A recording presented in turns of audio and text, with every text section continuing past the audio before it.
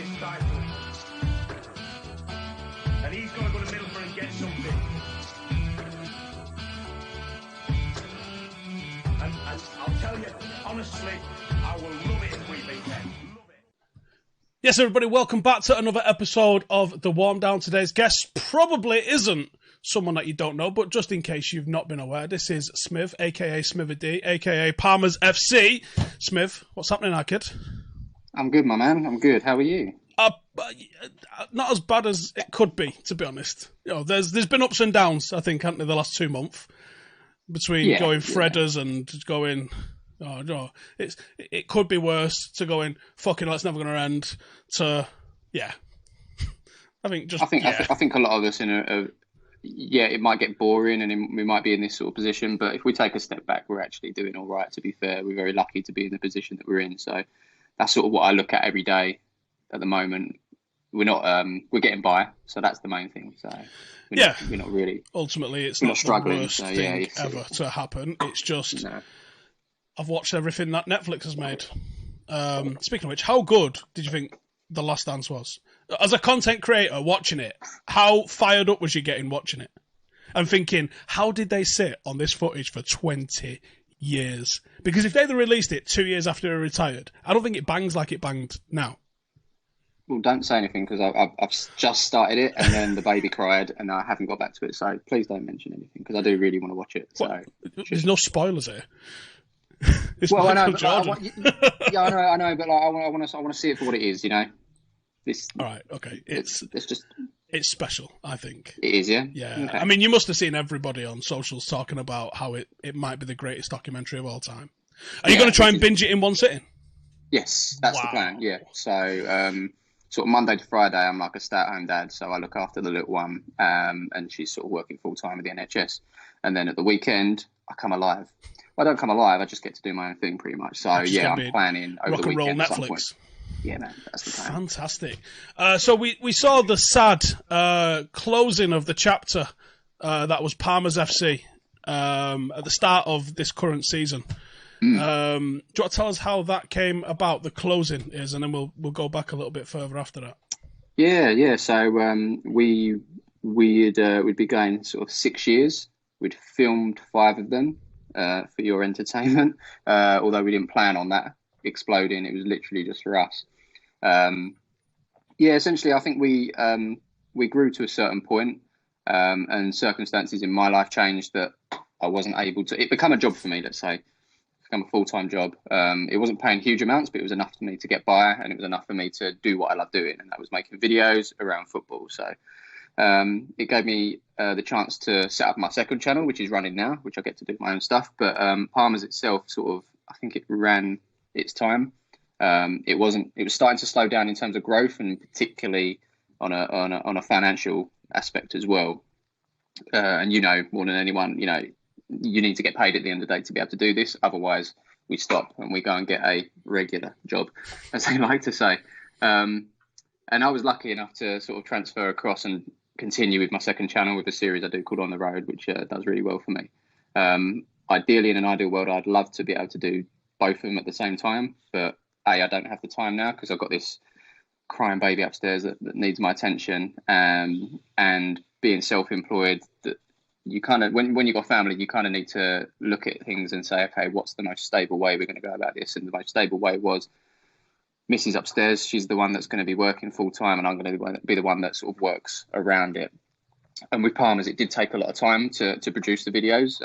It was like the Sunday, the Monday, the Tuesday. I'd brush things up on the Wednesday, and then I'd also have my own vlog, and then I'd have my on the road stuff, which took a few days as well. So I was looking at it all, and I was saying, okay, well, on the road works for me. Palmer's, we've been around for a while now. We've done our thing. We've inspired a lot of teams to get started, including yourselves, which we'll talk about, I'm sure, in a bit. But man, like I think it just 5 years, and it was the way that last season ended as well, because not only did we become treble winners, we did it unbeaten, and we become the best. Not only did it end on the perfect way, we went unbeaten, and we become like the best team in Essex, which is a big deal for down here. Like there's hundreds of teams down here, very, very good standard, and somehow, some way, we went through this cup run And it reminded me a bit of Tottenham, although Tottenham didn't win the Champions League. We went and won our Champions League, if you like, because we weren't meant to win that. There was certain games where we were dead and buried, but we just somehow come out the back end of it and just carried on. And there was something really good about it. And I said to myself, this is a perfect way to end it, really. And that was the plan. And then we ended it.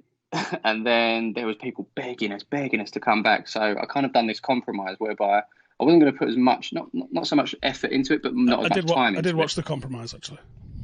Yeah, and it was kind of a lot shorter, and it was more about what it used to be right in the beginning. It was like, okay, here we are, grass pitch, 2 teams. This is my team, that's the other team. Goal, goal, goal.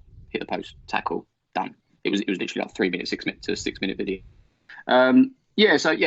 Everything just came together, and it was just a perfect way to sort of end it. We did this compromise where I thought I could bring it back. So yeah, it was a good way to end it. We did this compromise, and after a few weeks, it just didn't feel right. I just felt like I was just trying to kind of just do it for the sake of it. I wasn't enjoying it. The team, to be honest, had changed as well. So the management had changed, who were my friends. Not to say the lads that were still there were friends, but there was about 11 new players brought in. Nothing against them, but it just didn't feel like us, So I made the tough decision to just pull away, really. And I didn't make a big deal of it because obviously we said this big video like thank you and went.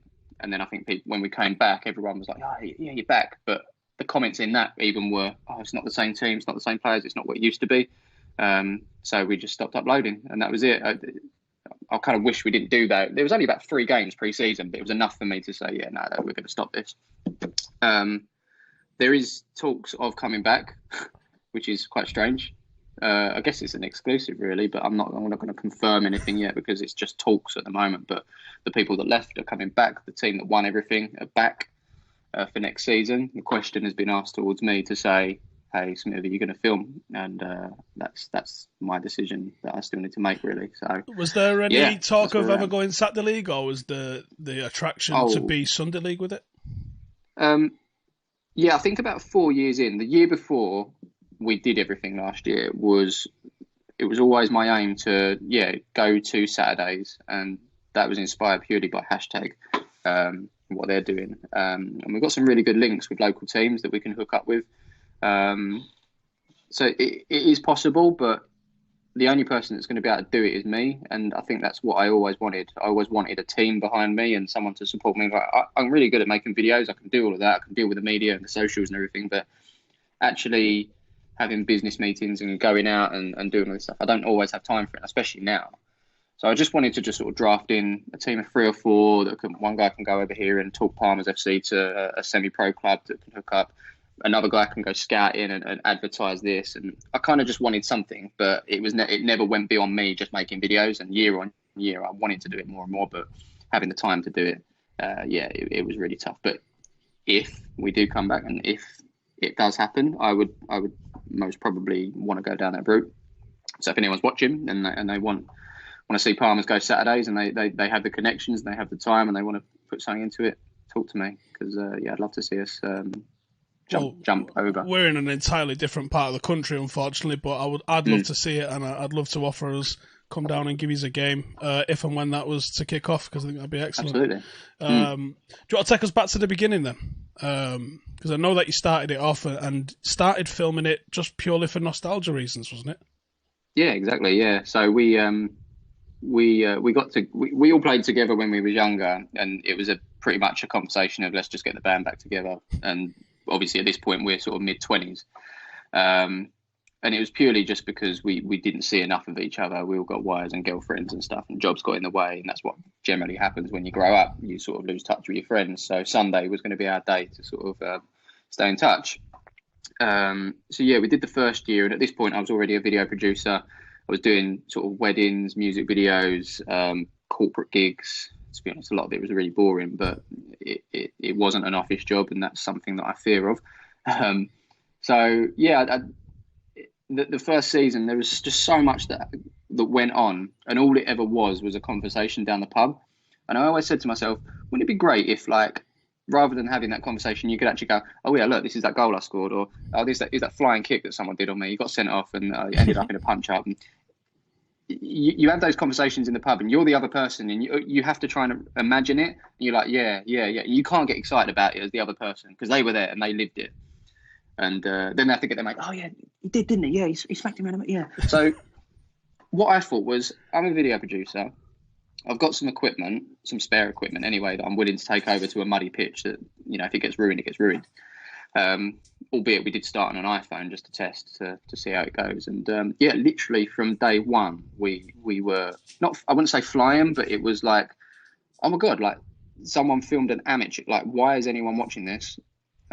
People were constantly questioning, but they were loving it. They were like, I don't know why I'm watching it, but I still am, and I'm here. And I think it's just because it was so relatable. Every guy has played Sunday League at some point in their lives, whether it was for 6 months or a year or their whole life. They've grown up with it.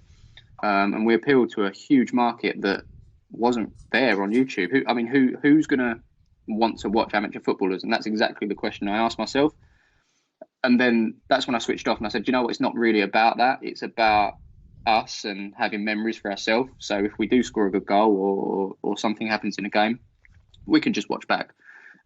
Little did I know that it would take off in the way it did, and little did I know that it would inspire others to go on and do essentially bigger and better things. So really proud on that front to sort of, I wouldn't say I kind of invented football on YouTube because, people uploading football videos and stuff, but I would say we were the first team to consistently do it because if you look back, there's teams that have uploaded games and stuff, but it's one-off or it's like a free kick that someone got their phone out to watch. But there was no one out there that said, you know what, I'm going to package this up and have a proper channel dedicated to a football team, an amateur one at that. So, quite proud on that front that it sort of took off in the way it did.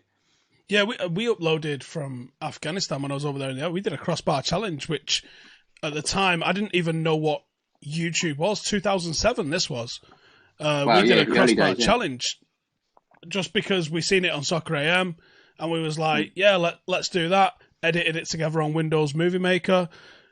And you're like, how do I share this with people back home? At the time, video hosting was thousands to send a file, and you're like, oh, this website they put adverts on it or something, but like you get it for free, and there's a link.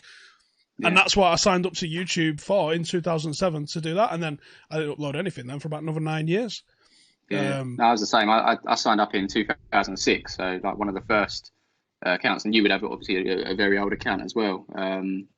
But there was no football on it. It was a very Americanized thing, and I did gain a following of I think I got to like 40,000 subscribers until my channel got hacked. I was just uploading silly, stupid videos back then of like me just ranting and raving about my day. It was quite embarrassing. I'm probably glad that it got hacked and the video was gone, to be honest. But, out of that 40,000, I don't know if you remember, but you could actually sign in back then and unsubscribe people. It was really weird, but someone logged in. Someone basically logged in and unsubscribed everyone, so I lost everything.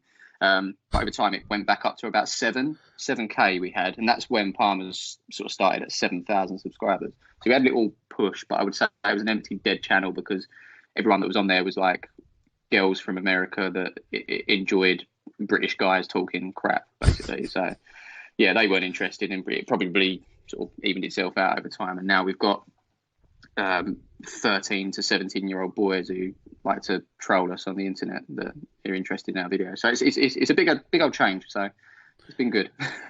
Was it? Some of the videos have had like 700,000-800,000 on there. Yeah. Mad, isn't it? It's unbelievable. And you think, is it? It's not just the fact that it's non-league football on YouTube. There's obviously more to it than that. We might not even be able to fully understand ourselves. There's clearly a proliferation of teams doing Sunday League now. Some doing it, as always, better and worse than others. What do you think was the reason behind the success? Do you think it was the personalities? Because I really enjoy your commentary style. That sort of like addition of humour is hard to get right, I think, and sometimes people come off false with it. But I think yours comes across as real, which is why I think you had the following that you got. But why do you think that it took off the way it did? I couldn't tell you.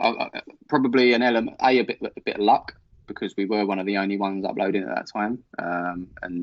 But sometimes if you're first out there, there's no audience for you out there. Sometimes it's better to be second because someone's already shown that an audience exists. I know you didn't do it for the audience, but like just being the first on there doesn't mean that there's an audience that exists there for you because people don't know it's on there. So I don't think it was down to it just being first. I think there must have been something in the personalities and dynamics of it. Yeah, I think so. I think there were certain videos back then when, before YouTube gave a crap about anything, we were uploading not dodgy stuff, but maybe like we were out the night before getting smashed up, and we were showing some like not images that were bad, but it was like when you gain a following, suddenly you have a duty to younger audience to be a bit more in line. Before that, we didn't care because we didn't know that we're going to have that audience. But the night before, they was out doing all sorts, and we were filming those things. And they was getting up the next day and going and smashing teams 4 or 5-0. And people couldn't grasp their head around it about how are these guys getting drunk the night before and waking up at 8:30 in the morning to turn up to a game. The kit wasn't washed from last week. It looks crap. Everything was just and it just all came together. So I praise what they did on the pitch and the personalities behind it. And it's proof of that as well, because you look at the comments now to some of the later ones where it's like, oh, it's not what it used to be. We miss Wazza and Nick and Tomo and all that because they're not around anymore. So there's this nostalgic side to it from when it first started that people fell in love with it, and maybe over time it did get a little bit more serious and maybe it got a bit too professional. Even though we still had one camera on a halfway line and pan left and right, it wasn't GoPros and angles and everything. We always kept it very simple. And I think that might be a reason why it worked really well as well, because we did keep it simple. We didn't overcomplicate it. It was literally just a camera, and that camera was essentially another person, and that person was 40, 50,000 people essentially that had that view. And that's all we gave it. We just gave them the eyes of someone else on the sideline. And because it was so close to the sideline, you're hearing everything that's going on as well. So it kind of felt like you was there to a certain degree. But in answer to your question, I guess the commentary did help.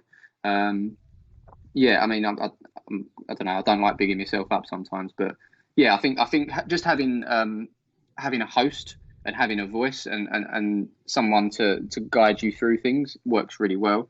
I watch plenty of YouTube teams. I did a video recently about like I ranked certain YouTube teams on the platform, and I didn't know that there was so many out there. I only whittled it down to like 13 in the end, but I've done a recent one which I'm filming, and I'm going to put you in it, by the way.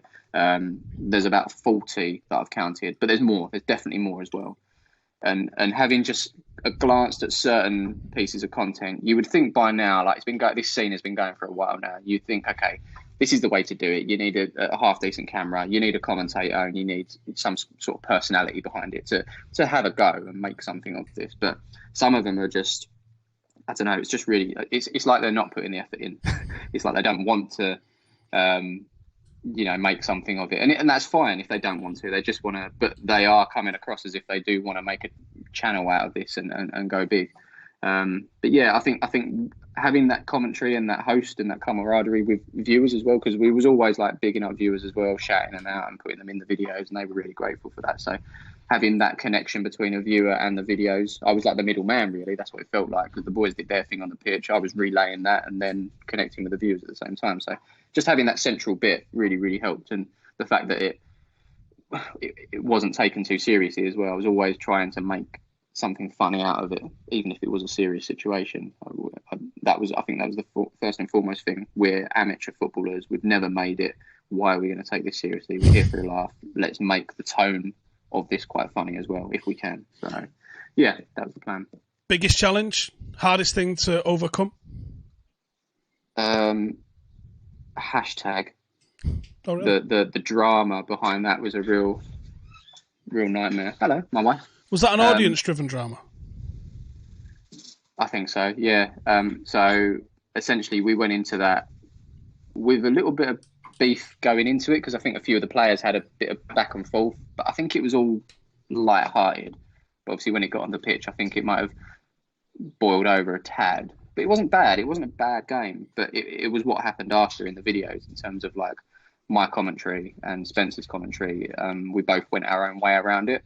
And it's the first time two teams had collaborated, so there was no right or wrong way of doing it. I think what happened out of that was a lot of teams have learned a way to do it now.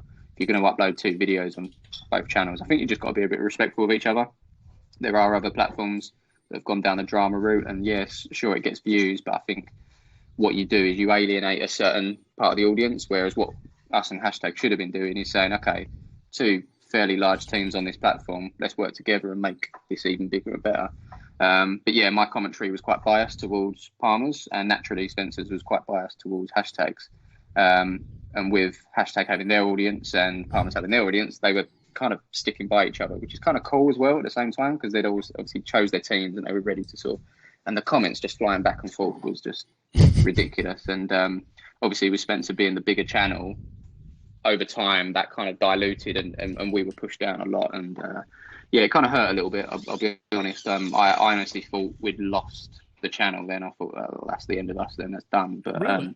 Genuinely, I thought it was there was that much hate towards us that, and it was towards me as well, obviously, because I was the host of it, so it was aimed at me, and I've never had to deal with any sort of hate like that before, because I'm not a bad guy at all. I'm not like, I think the things that I was saying in the video were more little digs and jokes, and if you didn't know me or didn't watch the videos previously, you wouldn't understand the running jokes that we have in the videos. So I think people come along to that and said, oh, he's a bit of an idiot, isn't he? Like, so yeah, no, it was tough, but we cracked on with our season and got on with it, and I think we won the league that year, which was great, and we just carried on and put it behind us. But there was always that, oh, what if we did beat Hashtag, or what if we it didn't do that? Maybe we would have been playing at the Wembley Cup with them. Maybe we would have had this really good relationship.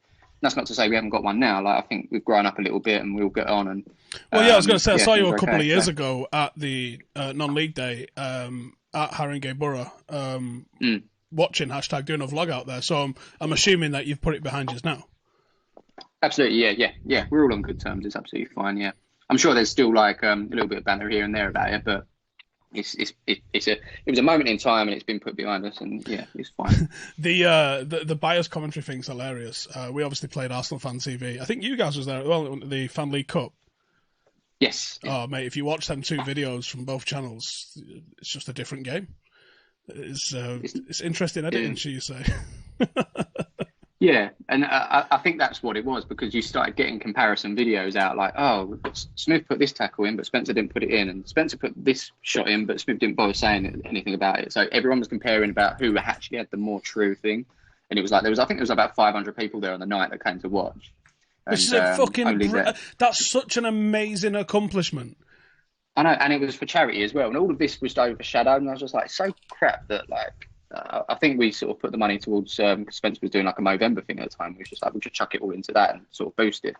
Such a good thing, and it was kind of overshadowed, I think, by just petty comments, really. But yeah, like you say, was it audience driven? Yeah, absolutely. It kind of heightened it. I think the two videos would have just stood as they were, but because there was a comparison, people started making drama out of it when it didn't really need to. So.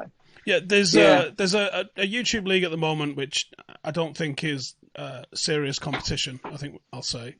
There was obviously the Fan League Cup, which I thought was a great little competition. A bit of a nightmare doing it all in one day, especially on that day, because it might have been the hottest day ever. Obviously the Wembley Cup is an entirely different sort of thing. Did you think there was ever scope for some sort of online competition that could have been successful? Yeah, absolutely. Yeah, I think. I mean, I had myself, Cal Freezy from Rebel. We had Drew Don Strapsy from SV Dons. We had Manny from Under the Radar, and then myself as just like that as a pool. They were like the big teams at the time, and then it was about sort of fishing in other sort of content creators where we could sort of make up the teams of like a league of 10. That's what we were looking to do. And it just didn't kick off really. And I think we had a lot of attraction from certain brands, but yeah, it just never really got over the line. Then Rebel stopped going. Manny wanted to do his own thing. SV Dons were doing their own thing, doing really well at the time. So they were like, oh, we're too busy for it. So yeah, no, really, it was so close to happening, but it just never got over the line. And there are other leagues going at the moment, but the teams that are in them, I don't know, they're not getting the views to really make it. Because at the end of the day, like the thing that makes these run successfully is a little bit of money behind it and a little bit of organisation. And sometimes you need to pay for that. And if you haven't got that, then it could be a little bit of a shambles. And there is a particular league, I'm not going to name them because I don't want to hate on them, but you know, it's good that these smaller teams are collaborating because hopefully they can grow together. But there's teams in certain leagues that they play 5 games, some have played 0, and you just think it's a bit unorganised. So you'd want to see a little bit of structure to a league. If it's going to work, it's got to work. So yeah, I think that's the problem with stuff like the fan league is that it came in strong, did one thing, and then disappeared. I think if you'd have carried on strong at the time and created regular monthly even fixtures, it could be something ridiculous at the moment. Yeah. Obviously, we've just got going with what we're doing. I can't confirm which league we're in just yet, but the fact that we're in a league gives us that regular content. The fact that we're training twice a week gives us that regular content. And, we're looking to do, I hope, a little bit of a different route of stuff. We're looking at bringing in different guest coaches. I'm actually blown away by the level of ex-United coaches and ex-United players that are really keen to come down and deliver a session. And that's the sort of peek behind the curtain that I'd really like to give, because you don't see, we all see the start of the training sessions on Sky. They do a warm-up and then the cameras are told to get fucked. So I would actually like to see what a professional Premier League training session looks like. What does a professional Premier League pre-season look like? Well, hopefully that's something that we're going to be showing everybody with Paddock. We've got United strength and conditioning coach to deliver pre-season for us when we're allowed out. So that's the type of angle I'd like to go down with it. I haven't seen anyone really do that style of it just yet, but I do think there's scope out there for doing it. And like I said, I'd love to come down. There's obviously several teams, including Hashtag, that I'd like to come and have a game, although I'd probably end up playing their reserves or under 18s, I imagine.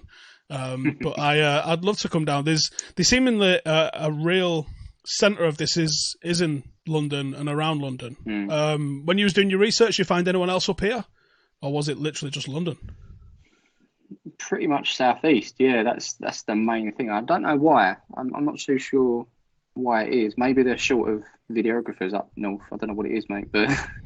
Yeah, it's a strange one, isn't it? Really strange. It is a strange one when you consider the amount of play. I mean, maybe that's an advantage to us if we're able to sweep up a little bit, because we've done all right on recruitment so far. Let's hope that either it inspires others to come and join us, or we just fucking sweep up all the talent. Happy days.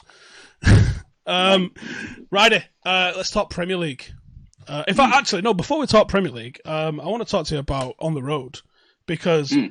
I like watching On the Road. I think it's a fucking belting series. And I can't wrap my head around how it does so many views watching step 6 and 7 teams.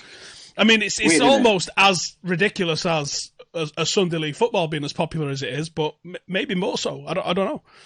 Yeah. It's a strange one, isn't it? I basically took the format of Palmer's in terms of that commentary style and thought, do you know what? I'm going to go to... just go and watch some football, really, because I just wanted to do something different in addition to Palmer's, and I'm glad I did, because I've had it to fall back on since we've not been doing it. But I actually really look forward to going to non-league. The viewers love the Premier League and Championship games and things like that, but there is a huge audience there that love non-league, and I think the reason it does well, I might be wrong, but I've got a feeling that because Premier League teams and Championship teams, they normally get a lot of coverage because they're up that end of it. So anything that you make would normally get a bit saturated. So if I made a video about Tottenham, for example, my team, it's just going to go into another Tottenham blog where all the other ones that go up and any other BBC articles and things like that. So that doesn't interest me. I want to create content that no one's ever seen before. So let's just go to Malden and Tiptree. Do you know what I mean? And let's talk about their history. Let's talk about the jam that they produce there, because it's quite famous for jam. So every non-league team's got a mad story. Like there's some teams around here. I think Hyde United have the worst ever FA Cup defeat when they lost 26-0. You've got I think Glossop is the smallest town to ever feature in the top flight. Nice. Every single one. Jeff Hurst is also the president at Hyde. There's a mad little anecdote at every single one of these places, and the variety in facilities is amazing, isn't it? Oh yeah. Because people, I think from a younger audience don't really appreciate it, but I think if you're a tad bit older, you would appreciate the actual crap that people play and have to deal with, and you'll be surprised that some of these players are getting paid to play football. albeit not very much compared to professionals, but they're getting paid, and this is the facilities that they play in. Yeah, it's just fascinating going around because, like you say, every team has their story. Every team has their mad fan. Every team has dodgy burgers, or if we're lucky, some very good ones as well. And that's why I thought about let's rate the experience. And I think that's the bit that's kind of stood well for me by doing that. Because if we just made it as, this week I go to Grey's Aff, and there's not really a meaning behind it, at least we have a focus and a drive to go to that place because we actually want to come away with it with a nice score to rate this team. And obviously that gets compiled into a table, and you actually start seeing non-league teams mixing it with bigger teams, and there's never been a table like it. Obviously, it's just my opinion. It doesn't stand, but people take it very seriously and they get upset if their team doesn't get a good rating. But hey, it's just my opinion. And but like I say, I think the reason that the non-league ones do quite well is just because there's a community behind it. A lot of smaller clubs have towns, and the town has a gazette and a paper. And if anything is triggered, they're on it. Like if there's a video from a guy that's got over 100,000 subscribers, which suddenly gets 70,000 views, our town has got that much. It's going in the gazette. It's going on the forums. It's going everywhere. And I think everyone in that town, whether they like football or not, are going, "Oh, did you see this? Worksop was on this YouTube channel." Everyone talks about it. I think that's why, because towns generally, they have a population of 50,000 to 300,000. That's where you're getting the views from. It's not necessarily football fans. It's just the town itself that are really liking it. So it's tapping into each community each time, which is quite cool. And the people you meet, like the accents as you go up. I mean, you got your one there, but I stayed southeast for a long time doing my local teams. But by week we're going more and more north, and we're meeting some proper crazy people. But they're brilliant, and you think they do this every week, and I don't blame them because non-league football is it's brilliant. I feel like they should televise that instead. It's much better. I think if they did televise it, I don't understand why BBC's got 500 bleeding channels doing all sorts of stuff, but it hasn't got a 24/7 BBC Sport. And they pretend to care about the Olympics once every 4 years. You could show these lads running at all the different local meets all the way throughout the year. So when it gets to the Olympics, you go, everyone's going, "Hey, watch him. He's fucking belting. I've seen him for the last 2 years winning stuff." The BBC could and probably should, considering its status as a state broadcaster. It really should be putting amateur sport, and especially the Olympic team, considering how much they absolutely bend over for it once it's Olympic time. They really should be putting some behind it, because that would then allow the athletes to gain sponsorships and actually train to a decent level. Because even though they probably get the rights for nothing, I'm sure, the athletes that you would be seeing week in, week out would be able to go back to Nike and Adidas and all the different sponsors that they've got and be like, "Hey, I'm on the BBC every week, so how about you start paying me enough so I can actually live and I don't have to work at Subway."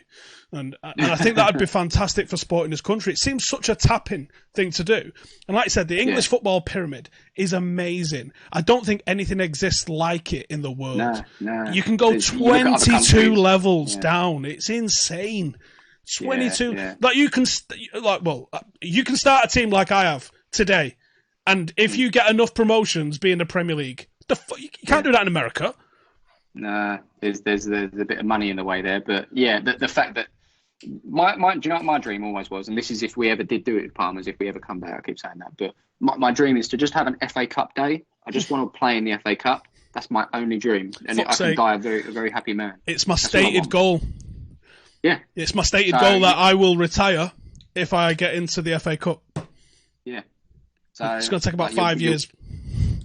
You're way ahead of me, man. So I hope you do it. But you have to. I can't remember what level you actually have to be, and then you have to. Even if you are the level, you have to play a season. Step 10, finishing the top half at step 10 once. And then you have to play in the FA Trophy once as well, don't you? No, I think you go in the no, the trophy's higher up. You go in the Vars. The Vars, sorry. Yeah. 8, 9, and 10, I think, go in the Vars, and then the trophy is above that, I think. Yeah. So you got a little way to go, but yeah, you do it. I'm sure you will. Just for the scenes, and I'm going to make sure that anytime we do any collaborations with BT or something like that, I'm going to have managed in the FA Cup under my thing when my name pops up. Absolutely. Yeah, man. I'm glad we share the same dream. Yeah, that's what we're having it, mate. We're fucking going. We're at the top. We're going higher. We're going to preliminary round number 1. Do you know how many teams are in the FA Cup at that level? God knows. I 667 last year. 667. Mate. It's about 7 rounds to get to round 1.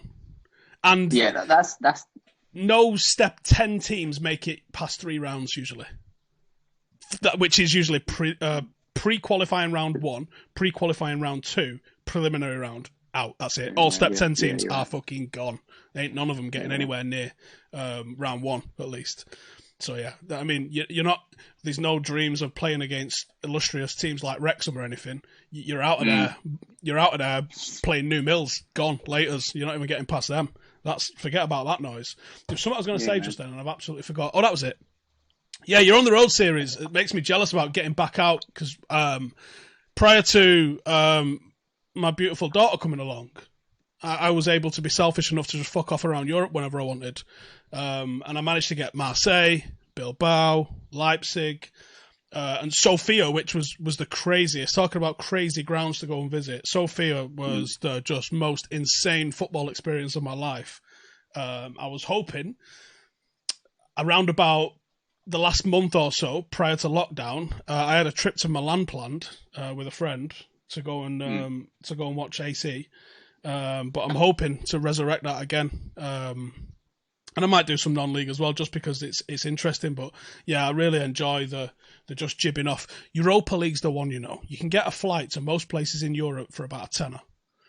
And then you can usually Europe and just pick up a game and just who is it? Where we're going? Belarus? Buzzing. Yeah.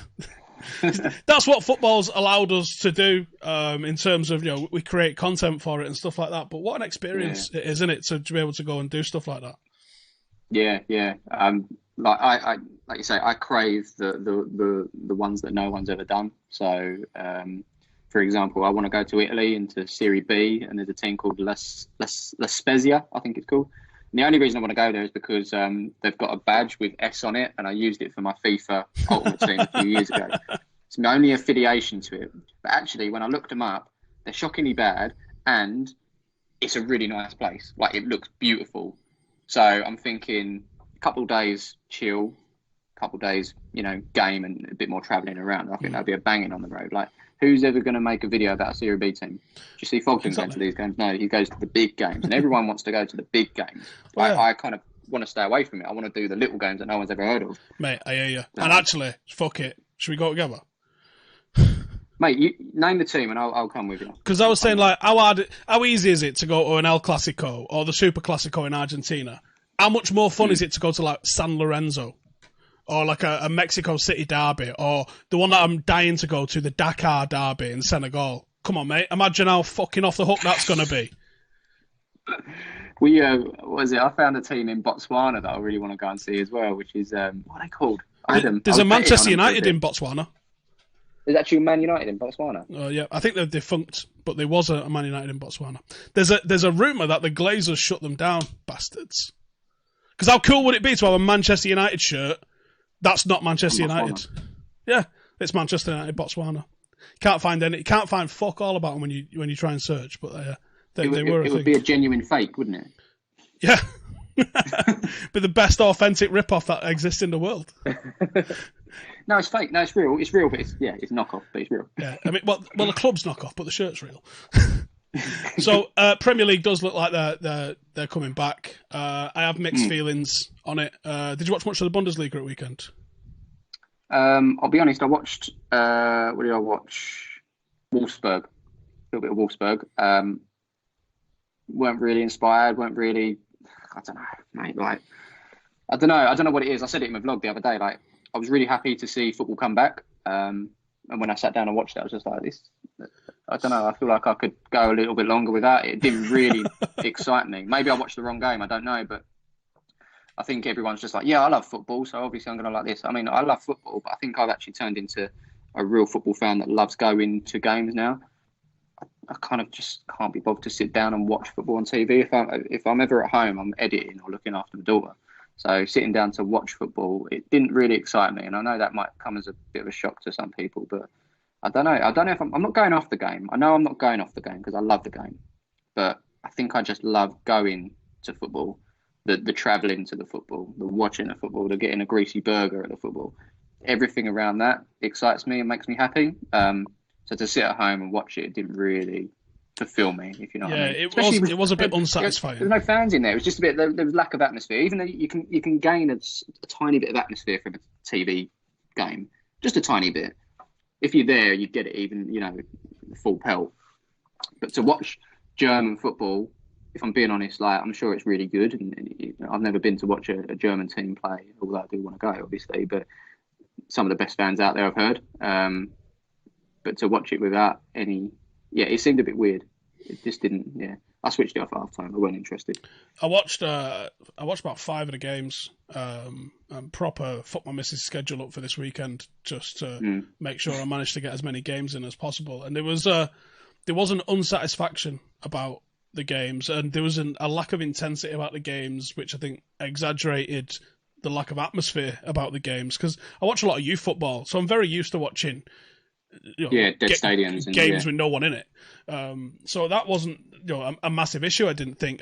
And to be fair, I did watch United against LASK, but I was absolutely steaming. So I don't remember any of the game, and I've only seen the goals on highlights. So I can't really compare it to that, even though a lot of people were saying, it was a bit different to this, that, and other.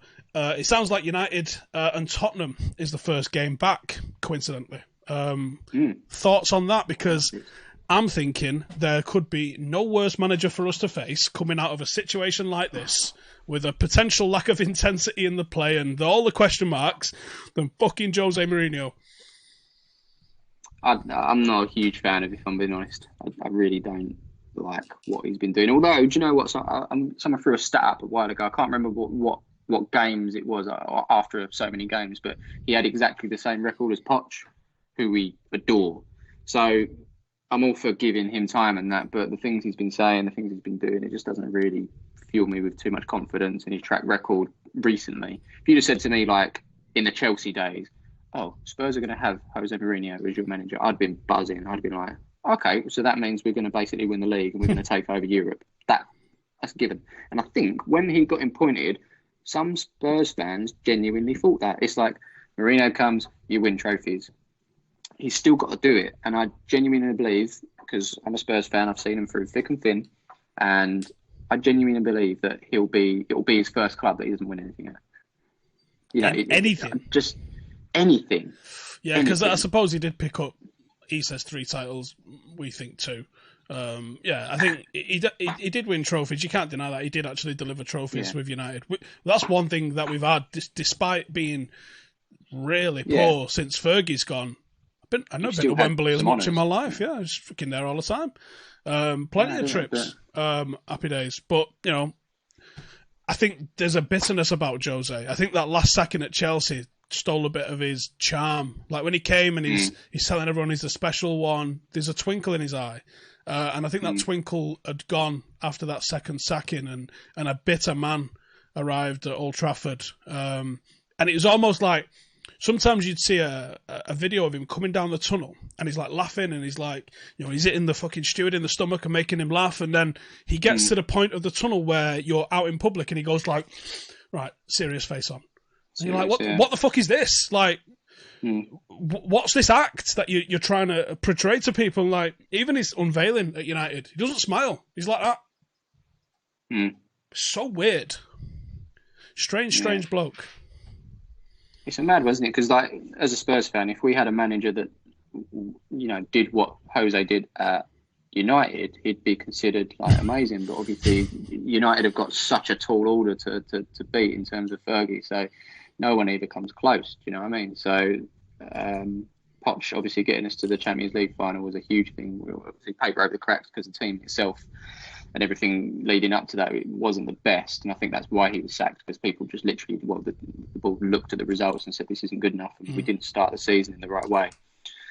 I feel that he deserved more time. I feel like he did a number of years there of really good work and progressed each year.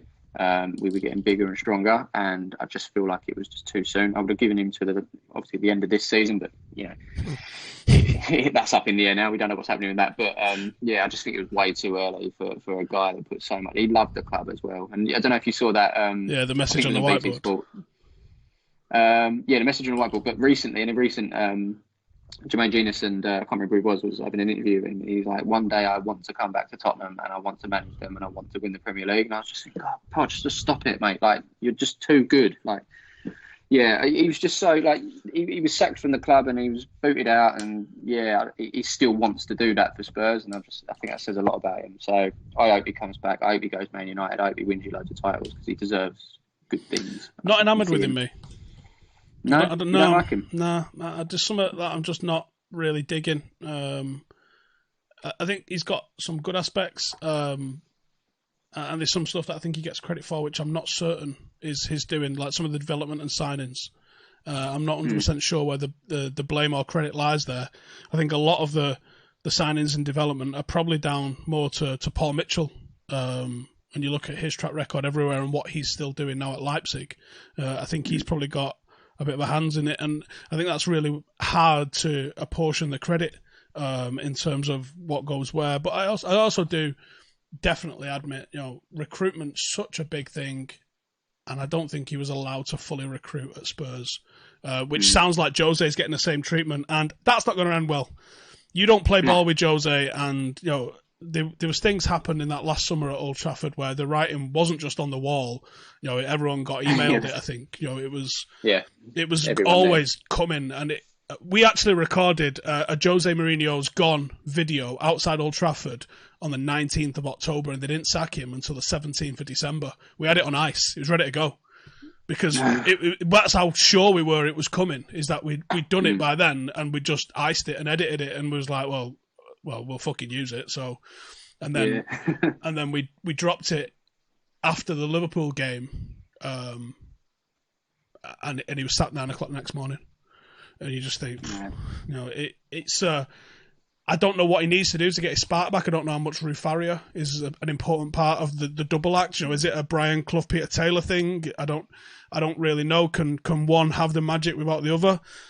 Are you looking forward to seeing Spurs back, or have you got trepidations and shit about it? Well, I think it's done us good actually, because we lost Sonny and Kane in the lead up to this, and I think we went a few games without them, and we were definitely suffering. Although previously we played well without Kane, but Sonny was a blow, massive blow. But they're both back, and I think that the break has sort of been good to us really. Am I looking forward to it? Because it's been a terrible season so far for us on for Spurs anyway. But yeah, we'll see. I guess if it is Man United, Tottenham, where would it be? I can't remember. It's at your gaff, I think. Is it ours? Yeah. Well, not that it matters anyway, because it's just there's no home advantage really in terms of like fans getting behind you. But yeah, I could just see Jose having something up his sleeve with this something. I don't know whether I'm still buying into the magic of Mourinho being like a dark arts wizard or whatever. I just think there's 100 managers I'd rather face coming out of this than Jose is the first time. There's not going to be any sort of it. By the sounds of things, you can't even play an 11v11. For starters, there's not even enough players turned up for training for there to be an 11v11. So how do you prepare? They're talking about this game being in 3 weeks.